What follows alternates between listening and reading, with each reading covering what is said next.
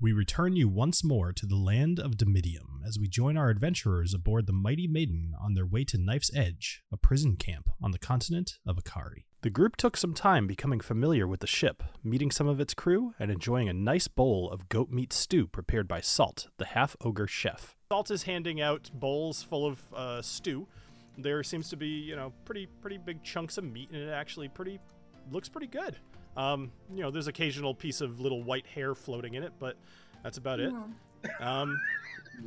They then went below deck and visited some of the prisoners. There they met Tanston Fizzlespan, a gnome from Hobblehaven. You intentionally blew up other gnomes. Oh, no, yes? it wasn't intentional. It wasn't intentional. It was totally not intentional. Yeah, I don't believe you. A high elf who had very little interest in talking, and surprisingly, Vutha, a dragonborn herbalist from Alowith Harbor. Lastly was Cohen, a member of the Shadow of Burkoth, whom Alessio freed and helped him escape overboard. Oh, wait, Alessio, you let him free? Yes, I did. It's a personal mission that I'm on from the guild. I'm gonna peer over the side and wave my hat at him like an old-timey lady seeing a ship off. Goodbye, Cohen! Shortly after leaving the view of shore, the Mighty Maiden was joined by another smaller ship overseen by Captain Evandra and a number of frost elves. They traded a hefty bag of gold for Virus and retreated to the north. He says, well, considering the smell of you, probably not the worst thing in the world for you to take a little bath. And Squall pushes Virus into the ocean. With a little splash, he falls in, swims over to the other boat. They kind of help him get up using a little rope ladder, and he finds his way onto the other boat. Later that day, in the crow's nest, Daffy started to smell something foul, like rotting meat. In the distance, she saw a group of ships surrounding a dead baby dragon turtle. They were harvesting it for its shell, meat, and other natural materials. A known crime in these waters. The group hailed the poachers, and Agnomeio swung from the ship to the turtle's back. After a quick conversation, the leader of this group, fearing that they'd be exposed for breaking the law, charged at Agnomeio, but missed and ended up in the water. And down the shell of the turtle into the water. At this point, you've now got the attention of all of these guys around you. Agnomeio left with a couple of the dragon turtle's teeth, and the ship sailed on. A while later, the ship came across a huge school of fish. At this time that you notice Salt comes running out of the kitchen, and he yells, "Fish!" and he takes his shirt off, and he runs over to Charles expectantly, who, begrudgingly ties a rope to Salt's waist. And Salt jumps over the side with his warfork in hand, and he jumps into the water, doing a cannonball. So a moment passes as he swims around under the water, and when he comes up, he's skewered 3 large fish. And he looks up and he says, "I got him!" And it's a strange technique, but you cannot question his efficiency. I'm just glad we figured out what the warfork was for. Soon after, they spotted an empty rowboat floating in the path of the ship. My friend Daphine, come here. Assist me. Please, throw me into the boat. Only to discover that it was, in fact, a mimic waiting to swallow anyone who stepped on board. However, some quick thinking, a grappling hook, and a few good strength rolls saw Agnomeio pulled from the mouth of the creature, as well as it being trolled behind the ship, pulled by the hook. Just as the sun was beginning to set, they saw a floating island hovering about 20 feet above the surface of the water. They tied their boat up to it and made their way to the entrance of the cave. I will jump across, you throw me the rope ladder, we'll anchor it, and then everyone can just hand over hand. They entered the cave and noticed the plants inside were all growing orange and blue orbs. Upon touching these orbs, the island lowered and lifted slightly. They moved further into the cave and were ambushed by a large ooze resembling a giant dark yellow amoeba that split every time that they hit it. Victorious, they moved further into the cave and found a very out-of-place door with a sign reading Volantis, Plane of Water Research Center. So as you step into this main hallway before you, which stretches nearly 100 feet, you begin to see the devastation. Parts of the floor are missing, and you can see the ocean below you, as well as the Mighty Maiden still anchored on the island, kind of behind you, like wave. There are 3 doors on this hallway, and a pulsing glow to your right, which could be accessed by navigating the crumbling floor. Oh, guess who wants to jump?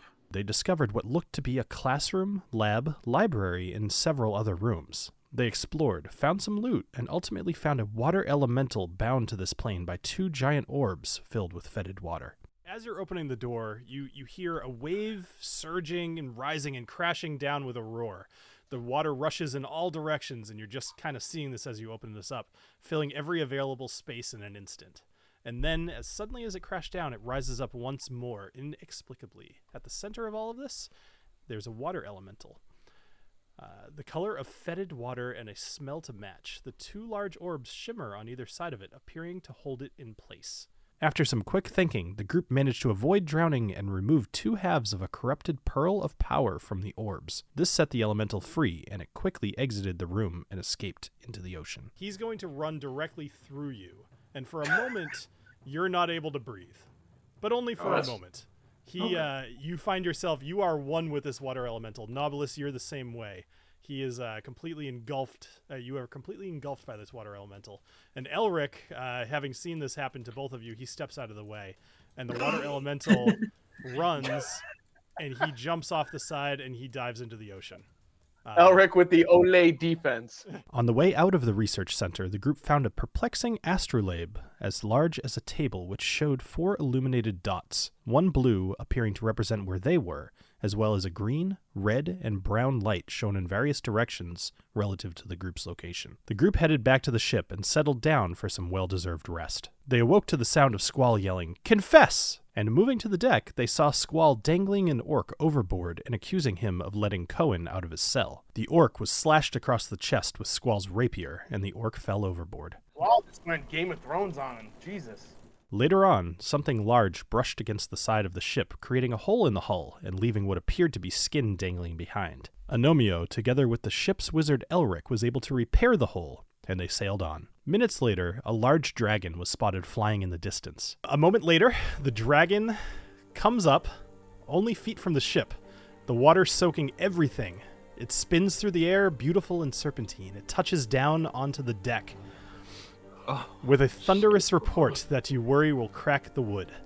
It towers over you, its head adorned with 4 large horns on each side, 3 protruding from each cheek and 1 from the top of its head, pointing back towards the tail. This bronze dragon, known as Demagal, had an arrangement with Squall and was presented with a legendary sword once owned by an elven battle maiden named Torli Windmoon.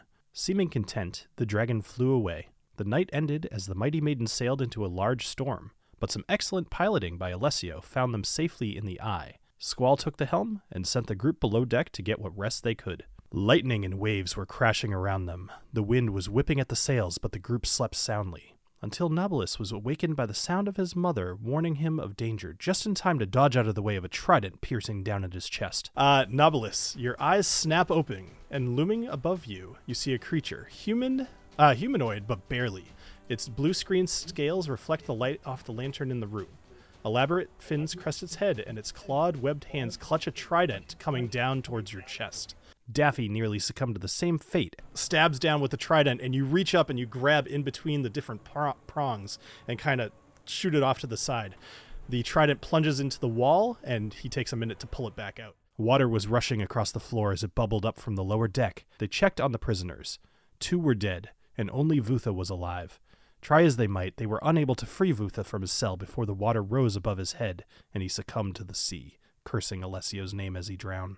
"Alessio, you son of a bitch, this is on you!" With no time to truly reflect on what had happened, they needed to get to higher ground and climbed into the kitchen, where they saw Salt and Selro Sparklebell fighting off more creatures. The group made quick work of them, but Salt was injured.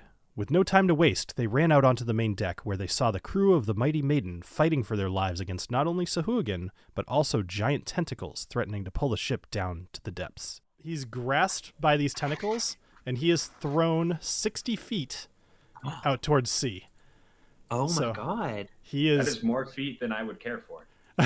So you hear a blood-curdling scream, and you see him kind of fly out, but you actually lose track of him just because of the darkness and the storm, but you hear the splash in the water. One of the life rafts were destroyed, and it's going to knock it from its hoists, and it's going to fall into the ocean. Y'all. Oh god. Well, Y'all. And Salt, the dumb but lovable ship's cook, fell to a Sahuagin's warhammer. And he's kind of standing there and he's wavering a bit. He's like, oh, I don't feel so good. And he's going to make another bite attack for 13 will hit for 4 damage. And Salt falls to the ground. All right. Dungeon Master, you're a dick. You should have saved him. With all hope lost, the group retreated to a lifeboat, cut the ropes, and crashed down into the sea. Agnomeio flung himself from the mighty maiden and landed in the lifeboat, but Squall was not so lucky. As he dove from the ship, he overshot slightly and landed in the water.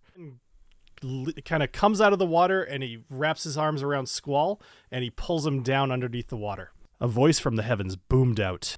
Those who would be brazen enough to challenge a god and his machinations will die within my realm. And the lifeboat raises up on a large wave and tips. They struggled to get back inside the lifeboat. Ropes were tossed and ultimately all members, including Walter and Elric, pulled themselves in. They were soaking wet and not out of danger. See a giant wave coming at you. This is larger than any of the ones that you saw while you were in the water.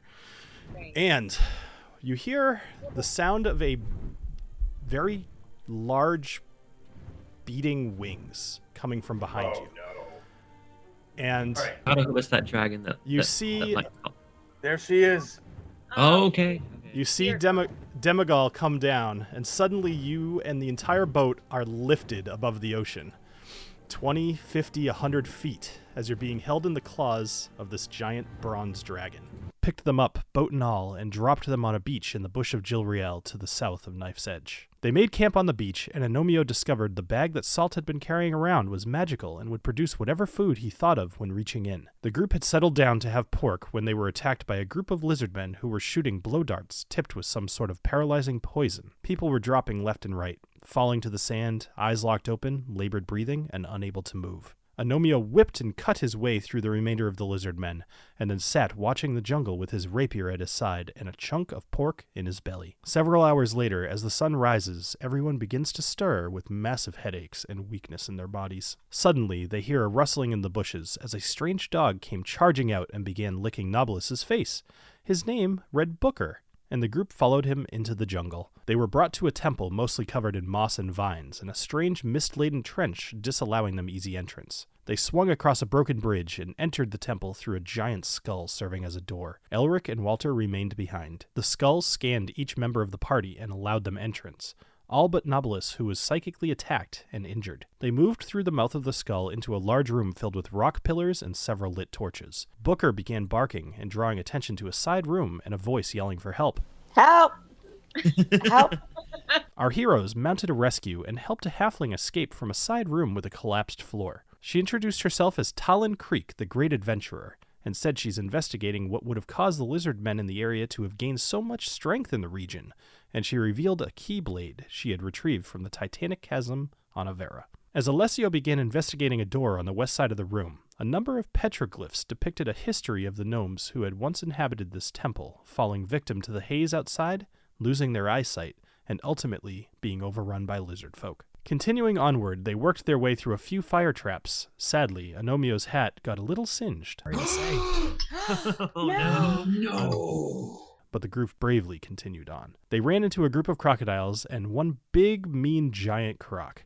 However, rather than fight, they hatched a plan to lure the giant crocodile away using some quick wit and a bag of pork. More traps, rooms, and a short rest later, they entered the next room, which was filled with a strange but seemingly docile group of giant frogs. You hear the frog saying Budweiser? Make a perception check for me. And a peculiar metal box sitting on a pedestal at the end of the hallway. You hear what sounds like metal, kind of like a spring, and then metal shattering some glass. Oh, no. And the box starts to leak. And oh no, there's like a little puff of smoke that comes out of the box. I'd like both you and Alessio to make Constitution saving throws, please. The frogs attacked, attempting to engulf both TaLin and Agnomeio. The group made quick work of the frogs and entered the next room. The The floor was flooded with water, and there was a statue on the far wall with 3 gems in its forehead. While investigating the room, Nobilis spotted a dead lizard man under the water being consumed by an assassin vine, but not before it began attacking the group and constricting them. Feeling his time would be better suited going for the gems, Alessio hugged the wall of this large round room and made his way to the statue, but he missed a shambling mound coming towards him from under the water. He was bashed, beaten, and engulfed by the creature. Combat ensued, vines were ripped, torn, and cut, and ultimately the group was victorious over the assassin vine and shambling mound. As Alessio slid unconscious from the body of the creature, Booker grabbed him by his hood and pulled him out of the water. Alessio regained consciousness while TaLin and Agnomeio scaled the statue, plunged the dagger of Alcarn into its chest, and liberated it of its gems. In the distance, they heard the sliding of stone over stone as a door opened somewhere in the temple. Exploring the hidden room, they found an entirely different part of the temple. This room was floor-to-ceiling metal sheeting, gears and pipes covered the walls, and a long dead body of a gnome by the name of Lopip Longboot was discovered, along with his journal dictating how he fended off the invading forces of the lizard folk by himself while working on several new gadgets. One, a javelin that can turn into a lightning bolt when thrown, and another, a bracer that holds regenerating daggers. Daffy also found an interesting headband that Lopip was wearing, but its use has not yet been discovered. One of Lopip's journal sheets asked for anyone who was brave enough to fight the lizard folk to stand on the pedestal in the next room, and they would be given the weapons to fight them. The whole group stood on the pedestal and were shown a view of a ziggurat in the distance. The pedestal erupted in transmutation magic, and they all transformed into lizard folk, save for Booker, who transformed into a crocodile. Quick question. 2 things. 1, are we wearing clothes? And 2, if we are, I'd like to take a quick peek downstairs and find out what's going on down there, because I'm very curious. Hopefully more than 4 Are inches. we tall?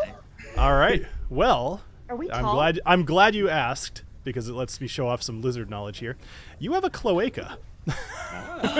Oh my god. So, No. so I'll let you Google later about how they check the sex of alligators, and I'll let that be up to yourself. But how do you feel inside, Ed? That's all that really matters in 2022. Getting used to their new bodies, they headed back to the entrance of the temple and saw a giant crocodile that they had led away with pork snacking on dead lizard men who had apparently followed them into the temple. Sneaking around the crocodile, they emerged from the entrance of the temple and saw more than a dozen lizard men waiting for them outside. Elric and Walter's heads were impaled with spikes, and their bodies were dismembered and being carried in 2 large burlap sacks. Our heroes were mistaken for the now half-digested invading lizard party and welcomed back as victors over the perceived interlopers. While leaving, the group met a strange hyena-looking creature called a gnoll. Nobilis spoke to the defense of this gnoll and was given charge of it. The temple seemingly defended, the lizard folk headed back into the jungle towards their home with our heroes in tow. What adventures await our heroes within the bush of Jilriel as they get used to their new bodies and their new surroundings? This has been a recap of episodes 15 through 24 of Dungeons and Drams, the Lands of Dimidium. You can catch us live streaming weekly on YouTube and Twitch, or listen to our podcast. Just search Dungeons and Drams on your favorite podcast provider. Be sure to join us on the Discord or the Patreon if you'd like some behind-the-scenes lore of the world. Have a great rest of your night. Cheers.